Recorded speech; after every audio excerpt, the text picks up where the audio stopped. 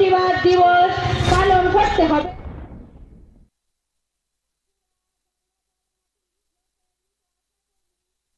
মণ্ডলের পরিবারকে আর্থিক ক্ষতিপূরণ ৩রা আগস্ট ভালুকাধুলের আশাকর্মী ৩৮ বছর বয়সী রূপা মণ্ডলের মৃত্যু হয়। অভিযোগ ওঠে আয়ুষ্মান যোজনা সহ অতিরিক্ত কার্যের চাপের কারণে এই মৃত্যু হয়েছে। পাশাপাশি অভিযোগ শালতোরার বিধায়ক চন্দনা বাউরির সাম্প্রতিক এক মন্তব্য এবং দুর্ব্যবহার আশাকর্মীর ক্ষোভ জানান। সেই ক্ষোভের আজ পৌঁছে গেল কোচবিহারে। এই ঘটনার প্রতিবাদে মঙ্গলবার কোচবিহারের CMOH অফিসের স্মারকলিপি দিল আশাকর্মীরা। বিক্ষোভকারীরা ঘটনার সঙ্গে জড়িত দোষীদের বিরুদ্ধে কড়া আইনি ব্যবস্থা গ্রহণের দাবি জানান। পাশাপাশি মৃত আশাকর্মীর পরিবারের জন্য 50 লক্ষ টাকার আর্থিক সহায়তা দেওয়ার দাবিও তোলা হয়।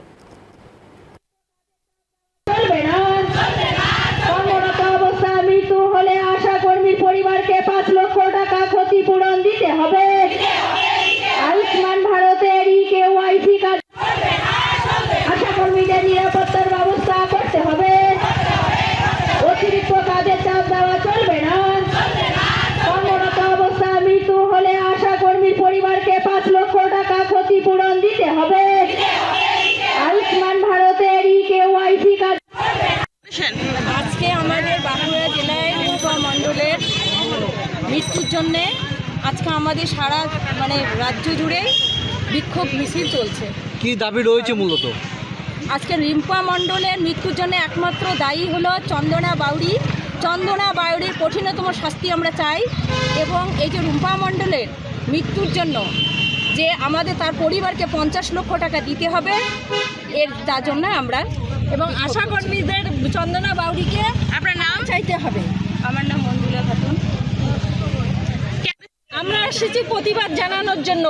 তার কারণ চন্দনা বাউরি কেন আমাদের মানসিকভাবে হেনস্থা করবে? উনি তো নিজেই শিক্ষিত নন। কি করে বলে যে আশারা চুরি করে আশাতে নিয়োগ হয়েছে?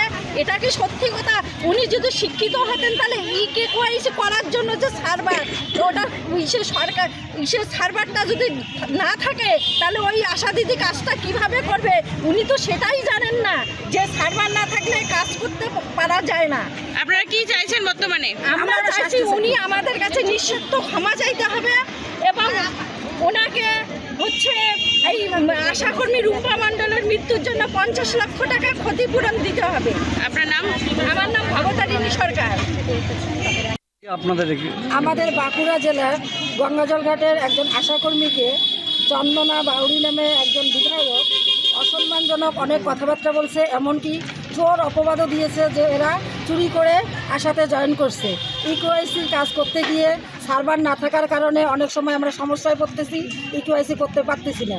তার জন্যে উনি নানা রকম ধমকও দিয়েছে, এমনকি অসম্মানজনক কথা বলার জন্য ওনাকে চাপ দেওয়ার জন্য উনি মানসিকভাবে ভেঙে পড়ে এবং তার হার্ট অ্যাটাকে সে রাত্রিবেলা মারা যায়।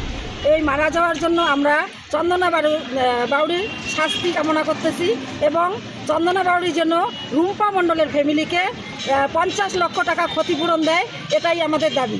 আজকে CMOH অফিসে আমাদের 12টা ব্লকেই আমরা এই CMOH অফিসে আমরা বিক্ষোভ মিছিল দেখাচ্ছি। কোনো ডেপুটেশন দিয়েছেন কি?